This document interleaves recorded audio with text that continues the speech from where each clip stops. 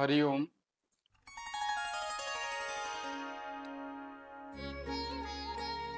ध्येयं सदा परिभवग्नमभीष्टदोहम् तीर्थास्पदं शिवविरिञ्चिनुतं शरण्यं भृत्यार्तिहं प्रणतपाल भवाब्धिपोतं वन्दे महापुरुष ते चरणारविन्दम्। वंशी विभूषित करान् नवनीरदाभात् पीताम्बराधरुण बिंब फलाधरोष्ठात् पूर्णेन्दु सुंदर मुखात् अरविंद नेत्रात् कृष्णात् परं किमपि तत्त्वमहं न जाने।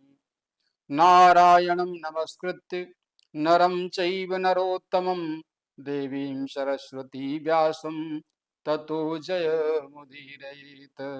ततो जयमुदीरयेत्।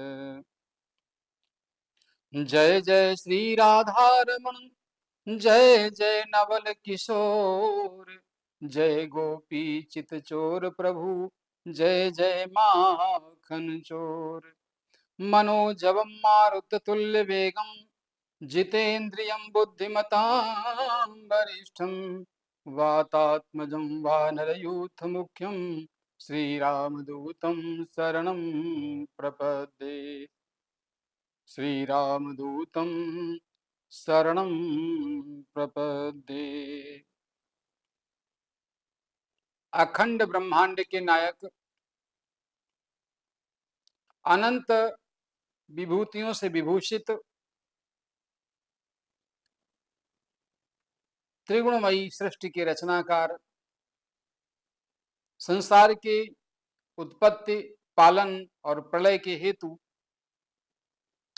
परमपिता परमात्मा के श्री चरणों में बारंबार प्रणाम करते हुए आप सभी सुधी भक्तों को बारंबार प्रणाम।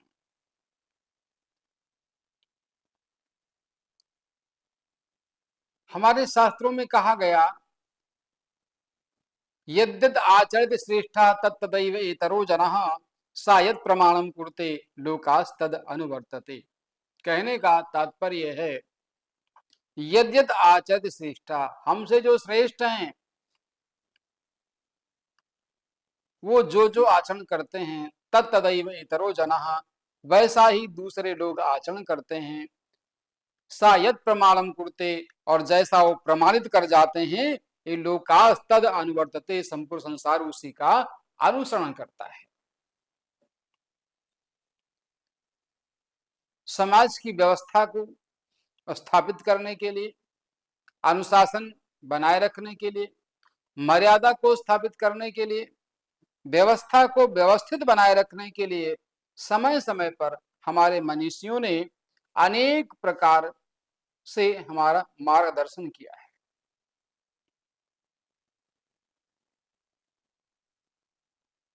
और उसके द्वारा हम अपने जीवन को सन्मार्ग की ओर प्रेरित करने के लिए समर्थ हुए हैं। हमारे जीवन में जो कुछ भी घटित होता है, चाहे वह सुख हो अथवा दुख हो, लाभ हो, हानि हो, जय हो, पराजय हो, यह सब कुछ हमारे अपने ही कर्मों का परिणाम होता है। क्योंकि संसार की स्थिति क्या है, जितना अंधकार है उतना ही प्रकाश है, जितना सुख है उतना ही दुख है, जितनी रात है उतना ही दिन है। तो इसमें हमें अपने कर्म के अनुसार उससे होकर के जाना ही पड़ता है। परंतु हमारा जीवन कल्याण की ओर प्रेरित हो, हमारा मन सदा कल्याणकारी कार्यों में लगे, हम सदा दूसरों के हित के लिए विचार करें और परमपिता परमात्मा ने इस संसार में भेज करके उसने जो हमारे ऊपर अनुकंपा की है, उसके तहत हम उनके नाम का स्मरण, पूजन आदि करते रहें। हमारे शास्त्रों में अनेक प्रकार की पूजन पद्धतियां बताई गई हैं। भागवत जी में महर्षि वेदव्यास जी ने भगवान की 9 विधियां बताई हैं। श्रवणम कीर्तनम विष्णोः स्मरणम पादसेवनम अर्चनम वंदनम दास्यम सख्यम आत्मनिवेदनम। श्रवणम, कथा सुनना, ईश्वर के नाम का स्मरण करना,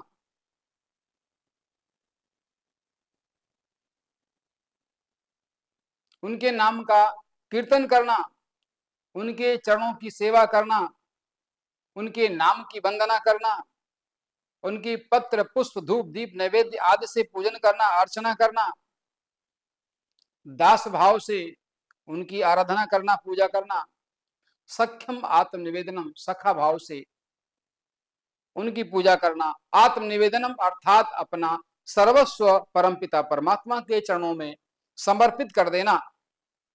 ऐसी 9 विधियां। ऐसे ही रामचरितमानस में नवधा भक्ति के विषय में गोस्वामी तुलसीदास जी ने 9 प्रकार की भक्तियां बताई। तो कहा इनमें से कोई भी एक यदि भक्त के पास है और वह उस मार्ग से होकर के परमपिता परमात्मा को प्राप्त करना चाहता है, तो निश्चित रूप से उसे उसकी अनुकंपा प्राप्त होती है। अनेक प्रकार से साधनाएं लोग करते हैं और अपने भारतवर्ष में तो संस्कृति ही ऐसी है कि विविधता में एकता का संदेश हमारी पूजा पद्धति से लेकर के हमारे समस्त प्रकार की व्यवस्थाएं और कार्य संपूर्ण संसार को देते हैं। भारतवर्ष में जब हम कल्याण की बात करते हैं तो हमारी हिंदू संस्कृति में आता है सर्वे भवन्तु सुखिनः, सर्वे सन्तु निरामया, सर्वे भद्राणि पश्यन्तु मा कश्चित् दुःखभाग् भवेत्। हम केवल अपनी कल्याण की कामना नहीं करते, हम केवल अपने विषय में बात नहीं करते, हम संपूर्ण संसार के कल्याण की बात करते हैं। और इसी स्थिति को स्थापित करने के लिए, इसकी निरंतरता को बनाए रखने के लिए, संपूर्ण संसार को यह संदेश देने के लिए हमारे मनीषियों ने अनेक प्रकार की मर्यादाओं का पालन करते हुए व्यवस्थाओं को स्थापित किया है। हमारे मन की शुद्धि बनी रहे, हमारी आत्मा की शुद्धि बनी रहे, हमारे व्यवहार की शुद्धि बनी रहे, हमारे आहार की शुद्धि बनी रहे, ऐसे अनेक सूत्र प्रस्तुत किए हैं हमारे ऋषियों ने, जो हमारे जीवन को कल्याण के मार्ग की ओर ले जाते हैं। क्योंकि हम जब विकार रहित होंगे, हमारा हृदय पवित्र होगा, तभी हम कल्याण के मार्ग की ओर जा सकते हैं। और कल्याण के मार्ग को प्रशस्त करने में अपने ऋषियों महर्षियों के द्वारा, आचार्यों के द्वारा, गुरुजनों के द्वारा बताए गए मार्ग का अनुसरण करते हुए पूजा पद्धति आदि का जब हम अनुमोदन करते हुए आगे बढ़ते हैं तो हमारे जीवन का मार्ग प्रशस्त हो जाता है। हम जब शरीर शोधन की बात करते हैं तो शरीर शोधन में हमारे व्रत उत्सवों का महत्व है। व्यवस्था को स्थापित करने के लिए समय समय पर विचार करके हमारे ऋषियों ने अनेक व्यवस्थाएं दी हैं। कभी नवरात्रि का व्रत, कभी जन्माष्टमी का व्रत, कभी महाशिवरात्रि का उत्सव, होलिकोत्सव, दीपावली महोत्सव, ऐसे अनेक पर्व हैं जो हमारे मन के अंदर छुपे हुए विकारों का शोधन करके हमें सन्मार्ग की ओर प्रेरित करते हैं। परंतु स्थिति क्या है कि इस त्रिगुणमयी सृष्टि में हम कर्म करते करते, कार्य करते करते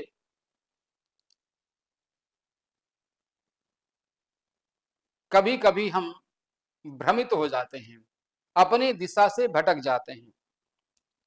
उस समय पुनः यही हमारे उत्सव, यही हमारे पर्व, हमारे मनीषी हमें उस ओर प्रेरित करके हमारे मार्ग को प्रशस्त करते हैं। इसी क्रम में आज हम एक महत्वपूर्ण उत्सव की चर्चा करते हैं। वर्तमान समय में जिसे गणेश महोत्सव के रूप में जाना जाता है। दक्षिण भारत से प्रारंभ होकर के आज संपूर्ण भारतवर्ष के कोने कोने में स्थान स्थान पर गणेश महोत्सव मनाया जाता है। यह उत्सव भाद्रपद मास में शुक्ल पक्ष में चतुर्थी तिथि को मनाया जाता है। इस बार यह गणेश महोत्सव का जो प्रारंभ हो रहा है वो 7 सितंबर 2024 दिन शनिवार से प्रारंभ हो रहा है। देखिए, हमारे समाज के उत्थान के लिए, समाज को दिशा देने के लिए, समाज का मार्गदर्शन करने के लिए, मर्यादापूर्ण जीवन जीने के लिए, मर्यादा की शिक्षा देने के लिए हमारे जो उत्सव हैं हमें प्रेरित करते हैं, प्रोत्साहित करते हैं।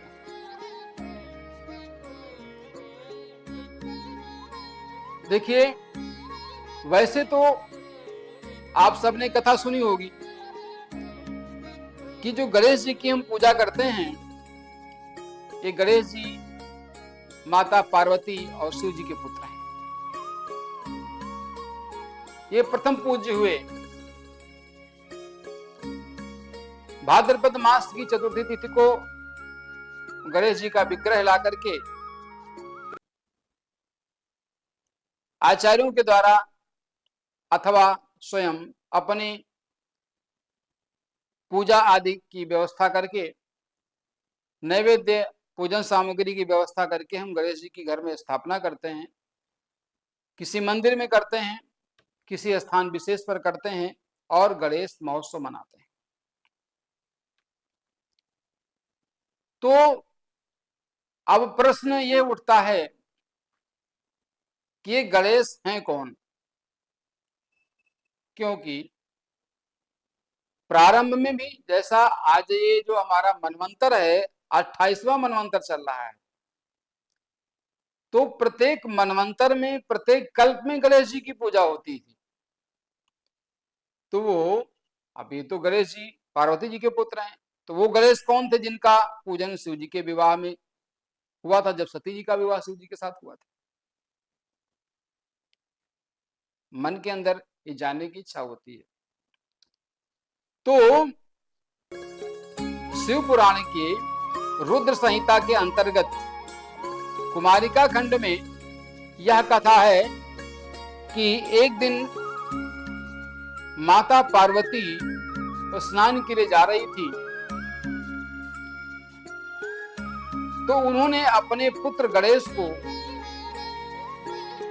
उत्पन्न करके, ऐसा कहा जाता है कि उन्होंने, क्योंकि द्वारपाल कोई नहीं था, इसलिए उन्होंने विचार किया कि किसी को सुरक्षा की दृष्टि से इस द्वार पर नियुक्त किया जाए। तो उन्होंने अपने मल से एक बालक का निर्माण किया और उस बालक को द्वार पर स्थापित कर दिया द्वारपाल के रूप में। इतने में ही भगवान शिव आ गए। उन्होंने उस बालक से बिना पूछे अंदर प्रवेश किया तो वो बालक इनसे बोला कि आपने अनाधिकृत रूप से प्रवेश क्यों किया? मेरी माता इस समय स्नान कर रही हैं। बातों बातों में भगवान शिव और गणेश जी का वार्तालाप बढ़ गया, युद्ध की स्थिति बनी और भगवान भोलेनाथ ने उस क्रोध के कारण से उस बालक का सिर काट दिया और पार्वती जी आई, उनको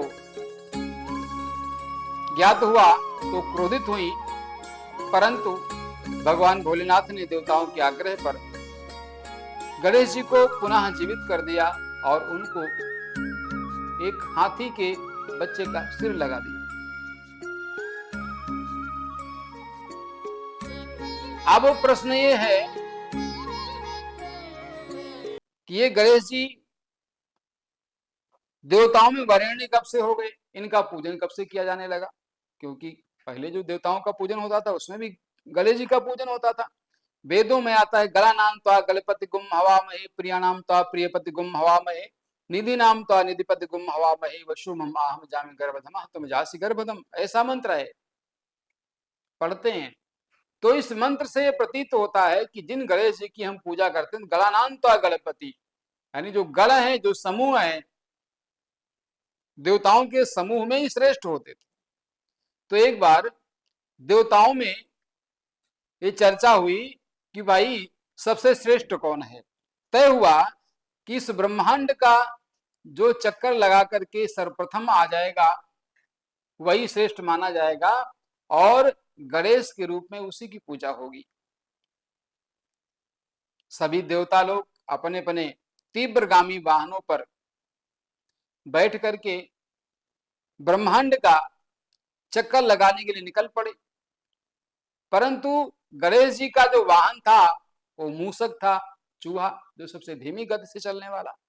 इन्होंने विचार किया कि मैं ब्रह्मांड का चक्कर लगाऊं तो कैसे लगाऊं, और लगाऊंगा अभी तो कितने दिन के बाद मैं वापस आऊंगा, तो पराजय निश्चित है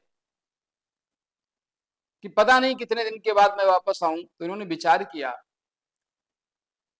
कि जो हमारे पिताजी हैं, शिव जी हैं, जो माता पार्वती हैं, यही प्रकृति हैं और यही महेश्वर हैं, और त्रिगुणमयी सृष्टि में अपनी कृपा के द्वारा प्रकट रूप में स्थापित होकर के संपूर्ण संसार के ऊपर कृपा भी करते हैं और आवश्यकता पड़ने पर उसका संहार भी करते हैं। जब संपूर्ण ब्रह्मांड इन्हीं में समाया हुआ है तो फिर मुझे ब्रह्मांड का चक्कर इस चूहे पर बैठ करके लगाने से अथवा किसी अन्य वाहन के पर बैठ कर करने से क्या प्रयोजन है। इसलिए उन्होंने विचार करके अपने माता पिता की परिक्रमा करके उनको प्रणाम करके बैठ गए। कुछ समय के पश्चात सभी देवता ब्रह्मांड का चक्कर लगा करके वापस आए तो उन्होंने देखा कि सबसे धीमी गति से चलने वाले वाहन, मूषक से यात्रा करने वाले, उस पर सवारी करने वाले गणेश जी पहले से ही वहां विद्यमान है। लोगों ने विचार किया ये कैसे संभव है। उन्होंने कहा आप गए नहीं भ्रमण करने के लिए, ब्रह्मांड का चक्कर लगाने के लिए? गणेश जी ने कहा नहीं। तो कहा फिर कैसे? तो कहा जब तय हुआ तो पता चला कि गणेश जी ने अपने माता पिता का चक्कर लगा लिया और वहीं खड़े हो गए। निर्णय हुआ तो तय ये हुआ कि जब संपूर्ण सृष्टि इन्हीं ब्रह्मा विष्णु महेश के अंतर्गत ही है और भगवान भोलेनाथ इस सृष्टि के प्रमुख अधिपति भी हैं, माता पार्वती के साथ प्रकृति भी है, ब्रह्मांड नायक भी हैं, महेश्वर भी हैं, तो संपूर्ण ब्रह्मांड इन्हीं के अंतर्गत समाया हुआ है। ये निर्णय हुआ कि गणेश जी बुद्धिमान हैं और इसी बुद्धिमत्ता में वो वरेण्य हो गए, अर्थात देवताओं के द्वारा प्रथम देवता चुन लिए गए। तब से गणेश जी का पूजन होने लगा। इसी पद्धति से आज हम सब इसी बात को ध्यान में रख करके गणेश उत्सव मनाते हैं। अब हम विचार करें गणेश उत्सव का हेतु क्या है, क्यों मनाएं इसे हम, पर्वों का हमारे जीवन में क्या महत्व है। ऐसे अनेक प्रश्न आते हैं। तो आप देखिए, जब हम शास्त्रों का अनुमोदन करते हुए कोई शास्त्र विषय चर्चा करते हैं तो आता है कि जो गणेश जी हैं, जब से वरेण्य हुए देवताओं का इन्होंने देवताओं में सबसे श्रेष्ठता का पद प्राप्त किया, तब से प्रथम पूज्य हो गए। तो हम ये ध्यान में रखें कि गणा नाम तो गणपति, अर्थात जो गणों का स्वामी है वो गणेश जी हो गए। इसके पहले भी गणेश जी की पूजा होती थी। शास्त्र में कहा गया है कि गणेश का वास्तविक अर्थ क्या है, तो गणेश का वास्तविक अर्थ है, गण का अर्थ होता है समूह, समुदाय, ईश का अर्थ है स्वामी। शिव गणों एवं गण देवों के स्वामी होने से उन्हें गणेश कहते हैं। जैसे हम चर्चा करते हैं 33 कोटि देवता, कोटि माने प्रकार, जिसमें से 8 वसु आते हैं, 11 रुद्र आते हैं, 12 आदित्य आते हैं। इस प्रकार से यह संख्या 33 होती है। तो 33 प्रकार के देवता, और यह गण शब्द व्याकरण के अंतर्गत भी आता है। व्याकरण में गण पाठ का विशेष महत्व है। इसलिए हम ये कह सकते हैं कि भगवान गणेश एक तत्व हैं और उनके पूजन से हमें अनेक प्रकार की शिक्षा मिलती है। गणेश चतुर्थी के महोत्सव पर हम आप सबके कल्याण में जीवन की कामना करते हुए भगवान गणपति से प्रार्थना करते हैं कि आप अपने अपने घर में, नगर में, जहां भी जिस प्रकार से गणेश जी का पूजन कर रहे हैं, वह विधि विधान से पूजन करके श्रद्धा और भाव से इस गणेश महोत्सव को ऐसी स्थिति में मनाने के लिए लोगों को प्रेरित करिए, जिससे यह गणेश उत्सव समाज में प्रेरणा का केंद्र बने, जिसमें सर्व समाज की सहभागिता हो, ऊंच नीच का भेदभाव समाप्त हो करके हम सभी एक हैं, ऐसा भाव जागृत हो, उत्सव सर्व समावेशी बने, एक दूसरे को नीचा दिखाने के लिए नहीं, प्रतिस्पर्धा के लिए नहीं कि नहीं उन्होंने इतना बड़ा महोत्सव मनाया तो हम इससे बड़ा मनाएंगे, नहीं, आस्था के साथ, श्रद्धा के साथ, भाव के साथ, और उत्सव में एक ऐसा स्वस्थ वातावरण बने, ऐसा प्रयास हो, उत्सव समाज के उत्थान का माध्यम बने, व्यसन और कुरीतियां दूर हों, उत्सव में सभी की सहभागिता हो, सब समान रूप से पूजन करें, सबको समान अधिकार प्राप्त हो, और आप सभी सन्मार्ग की ओर प्रेरित हों, परोपकार का भाव जागृत हो। क्योंकि हम जब चर्चा करते हैं तो अष्टादश पुराणेषु व्यासस्य वचनद्वयम् परोपकाराय पुण्याय पापाय परिपीडनम, और इसके अतिरिक्त जो कुछ भी है वो ज्ञान वृद्धि के लिए ही है, परंतु उनका जो मूल संदेश है वो है कि परोपकार करने से पुण्य का लाभ होता है और दूसरों को पीड़ा पहुंचाने से पाप होता है। परहित सरिस धर्म नहीं भाई, पर पीड़ा सम नहीं अधमाई। ऐसा भाव हमारे अंदर जागृत हो और हम पुनः उठ खड़े हों एक समृद्धशाली, शक्तिशाली राष्ट्र के निर्माण की ओर। सर्वे भवन्तु सुखिनः, सर्वे सन्तु निरामया। का भाव लेकर के आज गणेश चतुर्थी के शुभारंभ के दिन हम आप सबको भगवान की कृपा प्राप्त हो, ऐसी भगवान गणेश से प्रार्थना करते हुए अपनी वाणी को विराम देते हैं। पुनः फिर कभी उपस्थित होंगे आपके बीच में। जय श्री राधे, जय श्री श्याम, जय जय जय वृंदावन धाम।